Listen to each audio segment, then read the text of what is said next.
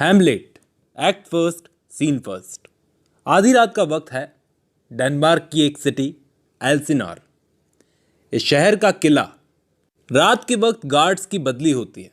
तो फ्रांसिस्को नाम का एक गार्ड जिसकी ड्यूटी का टाइम खत्म हो गया, और बर्नार्डो नाम का एक दूसरा गार्ड जो उस वक्त आया। अब फ्रांसिस्को की ड्यूटी का टाइम खत्म हो गया है तो ये जाने लगा सोने के लिए।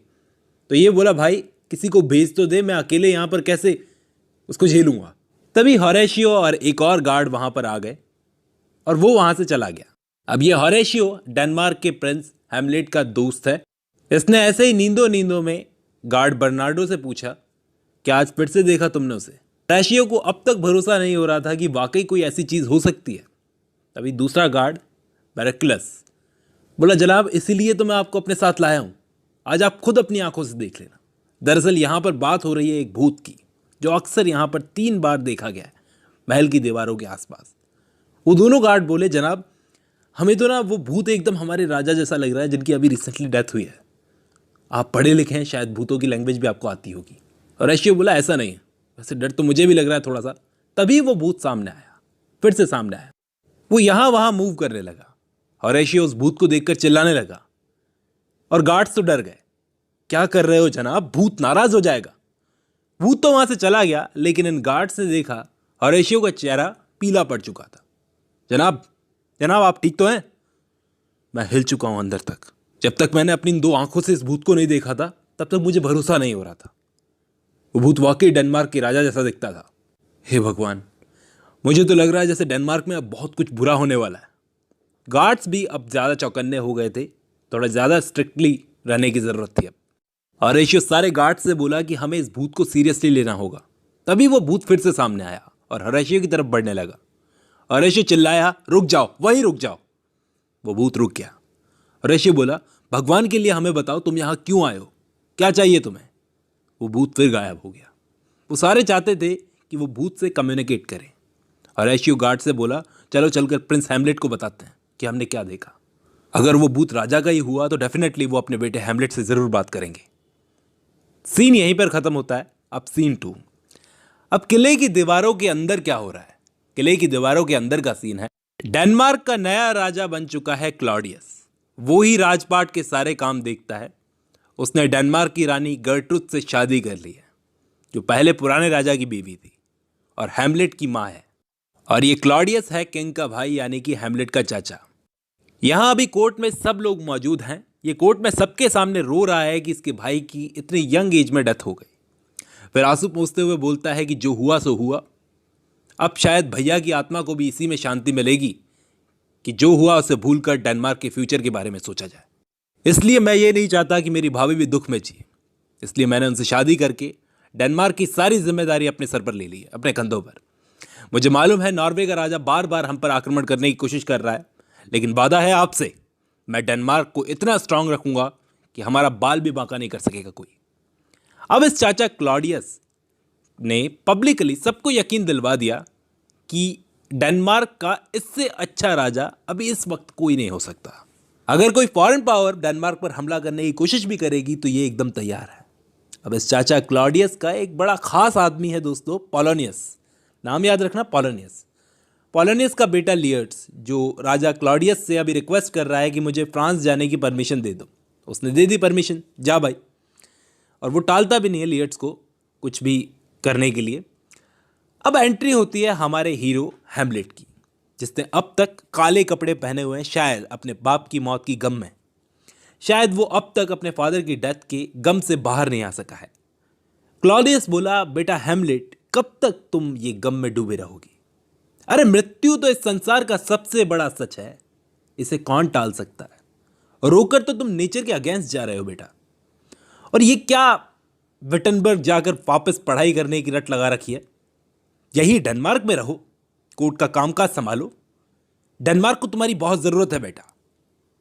इस पर उसकी मां गर्ट्रुड बोली, हाँ हैमलेट, रुक जाओ ना बेटा। तो वो अपनी मां की तरफ एक नजर देखता हुआ बोला, आपका कहा तो मान ही लूंगा। तो क्लॉडियस इस पर बोला, वाह कितनी अच्छी बात है। हैमलेट रुकने को राजी हो गया, चलो इसी खुशी में एक जश्न मनाते हैं। और वो सब तो चले गए, हैमलेट यहां पर अकेला रह गया।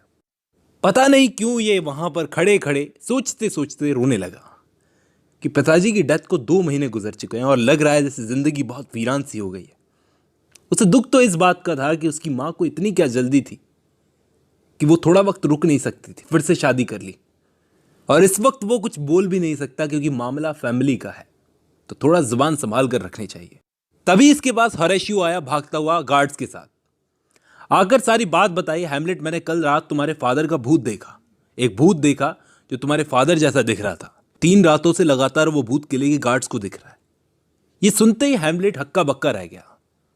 उससे पूछा, क्या, कैसा दिखता है वो भूत? तो वो बोले, उन्होंने सिपाहियों के काले कपड़े पहने हुए थे। और हैमलेट बोला, मुझे उन्हें देखना है आज रात ही। बोला, थैंक यू होरेशियो मुझे ये न्यूज़ देने के लिए। अकेले में हैमलेट सोच रहा था कि उस भूत को मुझसे क्या बात करनी होगी। ये सीन यहीं पर खत्म होता है और सीन 3 शुरू होता है। दूसरी तरफ पोलोनियस का बेटा लियर्ट्स फ्रांस जाने के लिए पूरी तैयारियां कर चुका था। जाते हुए वो अपनी बहन ओफेलिया से गुड बाय बोला और एक वार्निंग दी कि हैमलेट से दूर रहना, पिताजी की इज्जत मिट्टी में मत मिलाओ तुम, वो पागल है। इतने में पोलोनियस भी आ गया और अपने बेटे को आशीर्वाद दिया, तुम्हारी यात्रा मंगलमय हो बेटे। मुझे तुम्हारे जाने से पहले एक एडवाइस देनी है, कुछ एडवाइस देनी है कि वहाँ फालतू लोगों से दोस्ती मत बनाना, बिना सोचे समझे किसी पर भरोसा मत करना, झगड़ों से दूर रहना, अच्छे कपड़े पहनना, और सबसे इंपॉर्टेंट चीज़, किसी दोस्त को पैसा उधार मत देना, क्योंकि इससे तुम पैसा और दोस्त दोनों खो दोगे। इसके बाद लियर्ट्स ने अपने फादर और बहन दोनों से विदा ली। जब वो चला गया तो पोलोनियस ने अपनी बेटी से पूछा, ओफेलिया से, कि क्या कह रहा था तुम्हें जाने से पहले? तो वो बोली, कुछ नहीं, बस हैमलेट को लेकर कुछ एडवाइस दे रहे थे भैया। तो वो बोला, बेटी मैंने भी नोट किया है कि आजकल तुम हैमलेट के साथ कुछ ज़्यादा ही वक्त गुजारने लगी हो। क्या चल रहा है? देखो बेटी, पहली बात तो ये मैं तुम्हें भी समझाना चाहूँगा कि वो एक प्रिंस है, उसे दुनिया भर की आज़ादी है। हो सकता है वो तुम्हारे साथ टाइम पास कर रहा हो। नहीं पापा, वो मुझसे सच्चा है। मैं सिर्फ तुम्हें सलाह दे सकता हूँ बेटी कि उसके साथ टाइम वेस्ट मत करो। वो बोले, ठीक है, जैसा आप कहेंगे मैं वैसा ही करूँगी। और सीन 3 यहीं खत्म होता है। शुरू होता है सीन 4।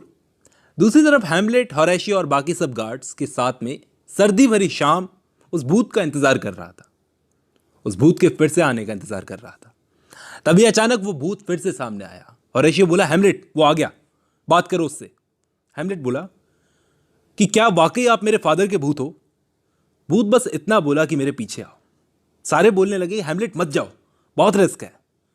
हैमलेट बोल, नहीं मुझे जाना होगा, मेरे पास कुछ खोने को है नहीं और मुझे अपनी लाइफ की कोई परवाह नहीं। परवाह किस बात की? और वो भूत के पीछे पीछे चल दिया। सीन 4 यहीं खत्म होता है। सीन 5 शुरू होता है। चलते चलते जब वो थक गया तो भूत से बोला कि अब मैं तुम्हारे पीछे नहीं आऊंगा, मुझे बताओ तुम कौन हो। वो भूत हैमलेट से बात करने उसके पास आया और बोला, वैसे तो मेरे जाने का वक्त हो गया है, लेकिन जाने से पहले तुम्हें कुछ बताना है, कुछ बहुत ज़रूरी। हैमलेट उसे बड़े ध्यान से सुन रहा था।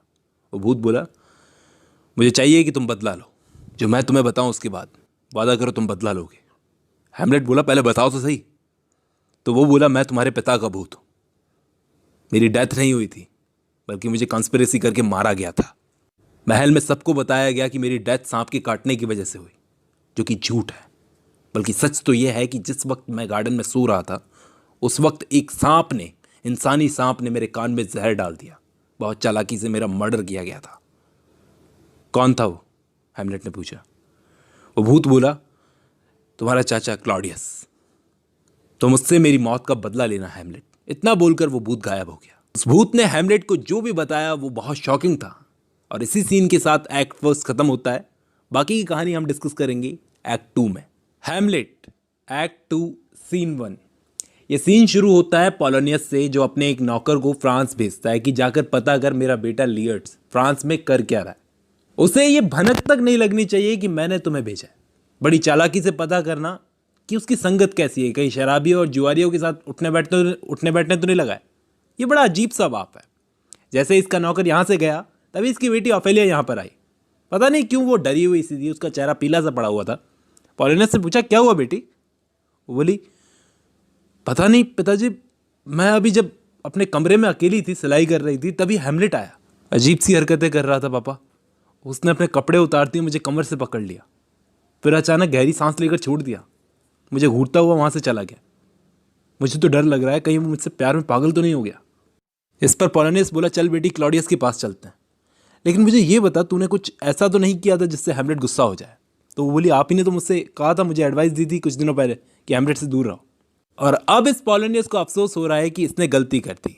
हैमलेट वाकई इसकी बेटी से इश्क में बावला हो गया है, जाके क्लॉडियस को बताना पड़ेगा। ये सीन यहीं पर खत्म होता है। सीन 2 शुरू होता है। सीन 2 शुरू होता है हैमलेट के चाचा क्लॉडियस और माँ गर्ट्रूड के साथ। वो दोनों हैमलेट के 2 बचपन के दोस्तों को बुलवाते हैं। इन 2 दोस्तों के नाम है रोसेनक्रेंट्स और गिल्डनस्टन। दोनों हैमलेट के बचपन के दोस्त हैं। इनसे पूछा गया, क्या तुम्हें पता है हैमलेट को क्या हुआ है? अपने फादर की डेथ के बाद में वो खोया खोया सा रहता है। इन दोनों को तो बुलवाने का मकसद ही यही है कि ये हैमलेट के साथ टाइम स्पेंड करे और पता करे कि ऐसी क्या चीज़ है जो हैमलेट को परेशान कर रही है। गर्ट्रूड ने उन दोनों लड़कों को बोला, अगर तुमने पता कर लिया तो तुम्हें इनाम दूंगी। दोनों राजी हो गए इनाम की लालच में और हैमलेट को ढूंढने चल दिए। उनके जाते ही ये पोलोनियस यहाँ पर आया 2 गुड न्यूज़ लेके। पहला तो ये कि हमारे नॉर्वे में जो आदमी थे वो सही सलामत वापस आ गए, और दूसरी गुड न्यूज़ ये है कि हैमलेट के अजीब बर्ताव की वजह पता चल गई है जनाब। पोलोनियस बोलता है, उसने एक खत क्लॉडियस को दिया। ये खत खुद हैमलेट ने इसकी बेटी ऑफेलिया को लिखा था और प्यार का इजहार किया है इसके अंदर। बोला, जनाब दरअसल मैंने ऑफेलिया को हैमलेट से दूर रहने के लिए कहा था, मुझे माफ़ कर दो, शायद उसी के प्यार में हैमलेट पागल हो गया। लेकिन क्लॉडियस बोला, मैं कैसे मान लूँ तुम सच बोल रहे हो। ये पोलोनियस खुद जाकर हैमलेट से बात करने लगा। मतलब उसका बात करने का बिल्कुल ढंग ही बदल गया है, एकदम अजीब तरीके से गुस्सैल ढंग से बात करता है। फिर भी वो कोशिश कर रहा था हैमलेट से बात करने की, और इसे भरोसा हो गया कि वाकई हैमलेट मेरी बेटी के प्यार में ही पागल हो गया। पोलोनियस से वहाँ से चला गया। ये गया तो हैमलेट ने बोला, कितना पकाता है बुड्ढा। इतने में हैमलेट के वो 2 दोस्त, बचपन के दोस्त, यहाँ पर आ गए। उन्हें देखकर ये बड़ा खुश और एक्साइटेड हो गया। हाल चाल पूछे, बोले कैसे चल रही है ज़िंदगी। वो बोले, हालात कुछ खास ठीक नहीं। फिर हैमलेट ने पूछा, यहाँ कैसे आना हुआ? तो उन्होंने बोला कि तेरे से मिलने यार हैमलेट। तो हैमलेट क्या बोला कि अभी तक तुम इतने स्मार्ट नहीं हो दोनों कि मेरे सामने झूठ बोलोगे और मैं पकड़ नहीं पाऊंगा। सच बताओ, मेरी माँ ने और चाचा ने बुलाया ना तुमको? इतना कहते ही दोनों ने तुरंत सच बक दिया कि हाँ, तुम्हारी माँ और चाचा ने हमें भेजा है। अब इसके दोनों दोस्त बोले, चल छोड़ना यार हैमलेट, मूड फ्रेश करने के लिए कुछ करते हैं। हम सोच रहे हैं एक ड्रामा परफॉर्म करवाया जाए महल के अंदर। अब एक बेस्ट ड्रामे वालों की टोली को अंदर बुलवाया गया महल में। हैमलेट ने सबको वेलकम किया। ड्रामे वालों का लीडर आया हैमलेट के पास और उससे पूछा कि आप क्या देखना पसंद करोगे। हैमलेट बोला, शाम को आप मर्डर ऑफ गोंज़ैगो की परफॉर्मेंस दे सकते हो। तो बोला, जी जनाब, आप जैसा कहेंगे हम वो परफॉर्मेंस दे देंगे। तो हैमलेट बोला, लेकिन उस पार्टी के दौरान, उस प्ले के दौरान, ड्रामा के दौरान एक छोटी सी स्पीच आपको देनी है जो मैं आपको लिख कर दूंगा। वो बोले ठीक है। अब ये एक्ट 2 ही सीन्स का है दोस्तों। एक्ट 3 में हम लोग डिस्कस करेंगे कि हैमलेट के दिमाग में चल क्या रहा है। हैमलेट के दिमाग में कुछ चल रहा है, शायद वो अपने चाचा के सामने कुछ ऐसा दिखाना चाहता है जिससे उसका चाचा हड़बड़ा जाए। ये देखेंगे हम एक्ट 3 में। फिलहाल आज की वीडियो में बस इतना ही। एक्ट 3 शुरू होता है महल के हॉल से, जहाँ पर चाचा क्लॉडियस, गर्ट्रूड, पोलोनियस, ऑफेलिया और हैमलेट के 2 बचपन के दोस्त मौजूद हैं। वो दोनों बोल रहे हैं क्लॉडियस से कि हुजूर, हमने हैमलेट से बात करके उसके पागलपन की वजह जानने की कोशिश की, लेकिन वो कुछ हमें बताना नहीं चाहता। तो गर्ट्रूड ने पूछा कि बच्चों, तुमने कोई ऐसी बात की उससे जिससे उसका मन कुछ हल्का हो? तो वो बोले कि हाँ रानी साहिबा, आज शाम कोई ड्रामा परफॉर्म होने वाला है महल में। क्लॉडियस बोला, चलो कोई तो चीज़ है जो इसको पसंद आई, जिसको लेकर ये लड़का एक्साइटेड हुआ। ये सारे चाहते हैं, खास करके ऑफेलिया, कि ये हैमलेट ठीक हो जाए, और ये ऑफेलिया कुछ भी करने को तैयार है हैमलेट को ठीक करने के लिए। अब हैमलेट के दिमाग में चल रहा है टू बी और नॉट टू बी। ये बहुत ही फेमस लाइन है इस प्ले की। इसका मतलब यह है कि ये अभी तक श्योर नहीं है कि इसे अपने चाचा को मारना चाहिए या फिर वो होस्ट झूठ बोल रहा था। ये खुद से ही मोनोलॉग करता है, यानी खुद से लंबे लंबे डायलॉग्स बोलता है, जिससे ये प्ले थोड़ा सा उबाऊ और पकाऊ लगने लगता है। तभी इसको दिखती है ऑफेलिया। ऑफेलिया इसको मिलते ही ग्रीट करती है। फिर वो बोलती है, हैमलेट तुम्हें कुछ याद है, मुझे तुम्हें कुछ देना था। तो वो बोला, नहीं मुझे याद नहीं है। वो बोली, तुमने मुझे कितने सारे गिफ्ट्स दिए, तुम्हारे वो लेटर्स जो तुमने मेरे लिए लिखे थे। बहुत सारी बातें होती हैं ऑफेलिया और हैमलेट के बीच में। हैमलेट ने उस दिन गुस्से में ऑफेलिया से जो बुरा बर्ताव किया था उसके लिए भी इसने हैमलेट को माफ़ कर दिया। ये नाराज़ नहीं है, शायद वो सच में बहुत पसंद करती है हैमलेट को। वहाँ दूसरी तरफ इसका चाचा क्लॉडियस अपने आदमी, अपने खास आदमी पोलोनियस के साथ मिलकर क्या प्लानिंग कर रहा है कि हैमलेट को इंग्लैंड भेज देते हैं ताकि ये रोज रोज का रोना ही खत्म हो जाए। कितनी बार हमने कोशिश कर ली इसे पता करने की, आखिर इसके दिमाग में चल क्या रहा है, इसके पागलपन की वजह क्या है। अब मैं झेल नहीं सकता। लेकिन हमें ध्यान रखना होगा कि गर्ट्रूड को भनक तक नहीं लगने पाए कि हम उसके बेटे को उससे दूर लेके जा रहे हैं। अब दोस्तों ये सीन यहीं खत्म होता है, सीन 2 शुरू होता है। हैमलेट ड्रामा कंपनी वालों से, जो लीडर था ड्रामा कंपनी का, उनको सिखाता है कि तुम्हें ड्रामा के दौरान ये जो मैंने लिखा है ये बोलना है। वो एक्टर्स बोले, आप चिंता ना करें हुजूर, आपको हम निराश नहीं करेंगे। अब ड्रामा शुरू होने वाला था, सारी तैयारियां हो गई, पूरा महल ड्रामा देखने के लिए आया। हैमलेट का वो जो दोस्त था होरेशियो, वो भी यहाँ पर आया। हैमलेट उसे देखकर बड़ा खुश हुआ और बोला कि तुम वाकई में मेरे सच्चे दोस्त हो। यहाँ तो बचपन के दोस्त ही धोखेबाज निकले। फिर ये होरेशियो से बोला कि यह जो अभी ड्रामा परफॉर्म होने वाला है, इसमें एक सीन है जो मैंने ऐड किया है, जो सीन मेरे फादर के मर्डर से मिलता जुलता है कुछ। होरेशियो मेरे दोस्त, तुम्हें एक काम कर रहा है, जब तक ये ड्रामा चलेगा उस दौरान तुम्हें चाचा क्लॉडियस पर नज़र रखनी है। अगर चाचा वाकई गिल्टी होगा तो उसके चेहरे के एक्सप्रेशन से साफ पता चल जाएगा, अगर नहीं होगा तो वो भूत झूठ बोल रहा है। अब ड्रामा शुरू हुआ और हैमलेट जाके अपनी माँ के पास नहीं बैठा बल्कि ओफेलिया के पास बैठा। प्ले शुरू हुआ और एक सीन ऐसा आया जब प्ले में राजा के कान में जहर डाला गया, उसका मर्डर किया गया सत्ता की लालच में एक आदमी ने, और मरे हुए राजा की बीवी से झूठ बोलता हुआ उसे दिलासा देने लगा। हैमलेट अपनी माँ के पास आके पूछता है, अच्छा लग रहा है ना प्ले माँ? और ये सीन देखते ही पता नहीं चाचा क्लॉडियस को क्या हुआ, वो अपनी जगह से उठ गया, अपनी सीट से उठ गया। गर्ट्रूड ने पूछा क्या हुआ? वो बोला मैं जा रहा हूँ। इसके बाद प्ले की परफॉर्मेंस रोक दी गई। हैमलेट को पता चल ही गया था। होरेशियो से बोला, देखा होरेशियो, चाचा के मन के चोर को देखा, किस तरह स्टेज पर अपने कुकर्मों को देखकर तुरंत भाग खड़ा हुआ। उसी ने मेरे बाप का मर्डर किया है। लेकिन हैमलेट ने ये जो कारनामा किया था उसकी माँ को ये बिल्कुल पसंद नहीं आया। उसने हैमलेट को अपने बेडरूम में बुलवाया। 2-3 जनों ने आकर हैमलेट को बोला कि आओ तुम्हारी माँ ने बुलाया है, लेकिन ये जा नहीं रहा था। वो बोला अभी आता हूँ। अब ये सीन यहीं खत्म होता है, सीन 3 शुरू होता है। अब ये ड्रामा देखने के बाद चाचा क्लॉडियस को हैमलेट से डर सा लगने लगा था। उसने हैमलेट के दोनों बचपन के दोस्तों को बुलवाया और वो उन दोनों से बोला कि हैमलेट के पागलपन से अब मैं बहुत परेशान हो गया हूँ, तुम दोनों उसे इंग्लैंड ले जाओ। वो बोले जैसा आप कहें हुजूर। वहाँ हैमलेट पहुंचा, अपनी माँ के बेडरूम में जा रहा था। रास्ते में यहाँ एक चीज़ होती है दोस्तों, यहाँ महल में ना सारे के सारे क्लॉडियस के चमचे हैं, बस उसको खुश करना चाहते हैं। ये पोलोनियस भी उन चमचों में से एक है। ये क्या करता है, जाके पर्दे के पीछे खड़ा हो जाता है। मतलब इसने फैसला किया है कि ये जाएगा गर्ट्रूड के रूम में, वहाँ पे पर्दे के पीछे खड़ा होकर के उन माँ बेटे की सारी कन्वर्सेशन सुनेगा क्लॉडियस के लिए। यहाँ क्लॉडियस को लगता है कि उसने वाकई बहुत गलत कर दिया है, पाप कर दिया है अपने भाई का मर्डर करके। तो ये प्रे करता है भगवान उसे माफ़ कर दे। तभी पीछे से हैमलेट जो अपनी माँ के रूम में जा रहा था वो यहाँ पर आ जाता है। देखता है चाचा क्लॉडियस पूजा में है, इसके पास एक अच्छा मौका है अपने चाचा को मारकर बदला ले ले। लेकिन किसी भी इंसान को पूजा में मारना गलत है, और ऊपर से ये सोचता है अगर इसने क्लॉडियस को पूजा में मारा, जब ये प्रे कर रहा है उस वक्त मारा, तो इस चाचा क्लॉडियस की आत्मा जन्नत में जाएगी। उस वक्त ये इंतज़ार करता है, वक्त आने पर मारूंगा, और वहाँ से चला जाता है और रूम की तरफ जाता है, अपनी माँ की रूम की तरफ। सीन यहीं पर ख़त्म होता है। सीन 4 शुरू होता है।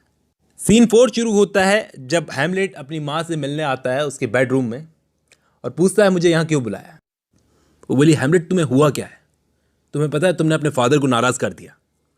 हैमलेट बोला वो मेरा फादर नहीं है, इस तरह क्यों बात कर रहे हो तुम मुझसे, क्या तुम भूल गए हो मैं तुम्हारी कौन लगती हूँ। बोला हाँ जानता हूँ, आप अपने पति के भाई की बीवी और अनफॉर्चुनेटली मेरी माँ लगती हो। गर्ट्रूड को उसकी कड़वी बातें बर्दाश्त नहीं हो रही थी। वो जाने लगी तो हैमलेट ने उसे रोक लिया। रुको ना माँ, मुझे मारना चाहते हो हैमलेट, वो बोली। यहाँ पर्दे के पीछे खड़ा पोलोनियस डर गया। उसने जब गर्ट्रूड की आवाज़ें सुनी तो उसे लगा ये तो रानी साहिबा को मार देगा। इतने में हैमलेट ने भांप लिया कि पर्दे के पीछे कोई है, शायद चाचा क्लॉडियस। उसने गुस्से में अपनी तलवार निकाली और पर्दे के पीछे जो भी खड़ा था उसे मार दिया। गर्ट्रूड ने यह सीन देखा, बोले क्या किया, ये पागल हो गए हो हैमलेट। और इस मोमेंट भी हैमलेट के फादर का भूत यहां पर आया। हैमलेट से बातें करने लगा, हैमलेट उससे बातें करने लगा। गर्ट्रूड को यकीन हो गया, उसे कोई भूत नहीं दिख रहा था, कि हैमलेट सच में पागल हो गया है। उसे हेलुसिनेशन होने लगे।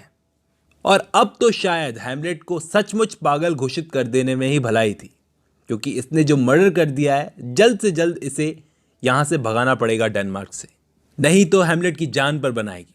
ये एक्ट यहीं खत्म होता है। अब बाकी की कहानी बाकी के 2 एक्ट्स में। Hamlet act 4 scene 1। अब गर्ट्रूड ने, हैमलेट की मां ने, चाचा क्लॉडियस को जाकर बताया कि हैमलेट सचमुच पागल हो गया, शायद उसने पोलोनियस की जान ले ली।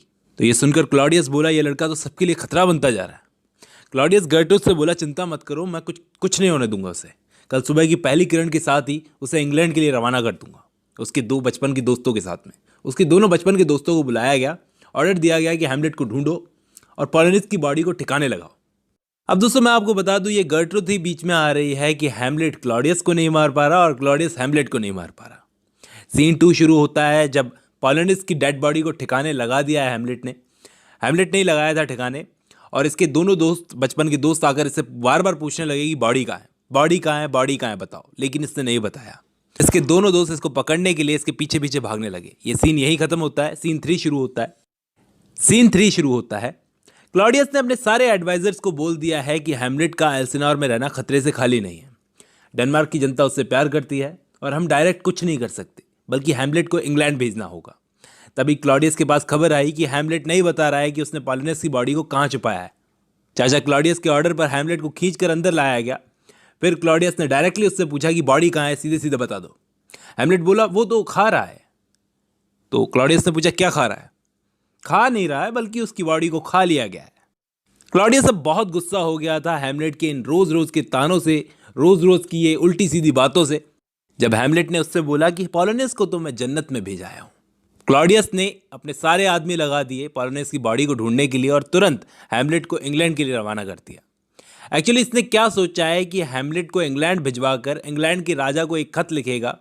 उस लेटर में लिखेगा कि इस लड़के को जान से मार दो, यानी हैमलेट को मारने का प्लान है। ये सीन यही खत्म होता है। सीन 4 शुरू होता है।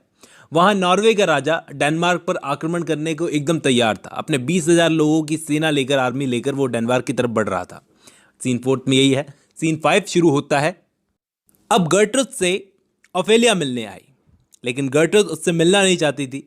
दरअसल ओफेलिया पागल हो गई है, शायद अपने फादर की डेथ के गम में। तो होरेशियो बोलता है, रानी साहिबा एक बार आपको उसे सुन लेना चाहिए। तब ये जाकर मानी। ओफेलिया अंदर आई। उसकी हालत देखकर अंदाज़ा लगाया जा सकता था कि बहुत बुरा होने वाला है। ओफेलिया पागलपन में गाना गाने लगी। गर्ट्रूड ने उसे चुप कराया। तभी क्लॉडियस आया। उसने ओफेलिया को देखा।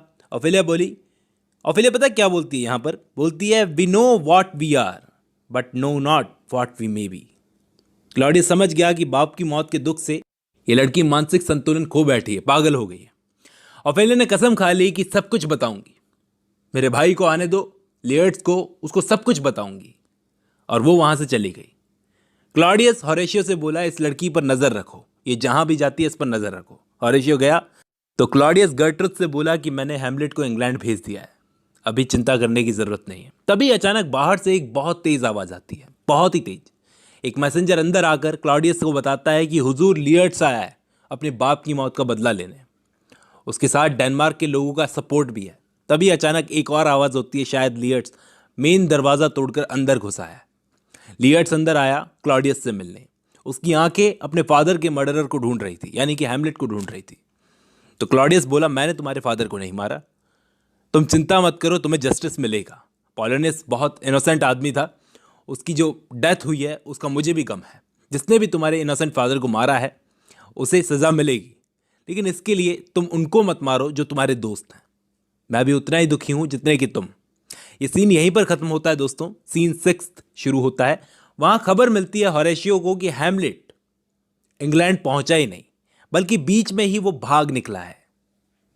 सीन भी यहीं खत्म होता है। सीन 7 शुरू होता है। अब चाचा क्लॉडियस बड़ा चालाक है, इसने लियर्ट्स को बातों में उलझा लिया। लियर्ट्स ने जब इससे पूछा कि आपने हैमलेट को उसी वक्त क्यों नहीं मारा, तो इसने बोला, इसकी 2 वजह हैं बेटा। सबसे पहले तो गर्ट्रूड अपने बेटे से प्यार करती है, दूसरा डेनमार्क के लोगों का उसके साथ में सपोर्ट है। डेनमार्क के लोग भी उससे बहुत प्यार करते हैं।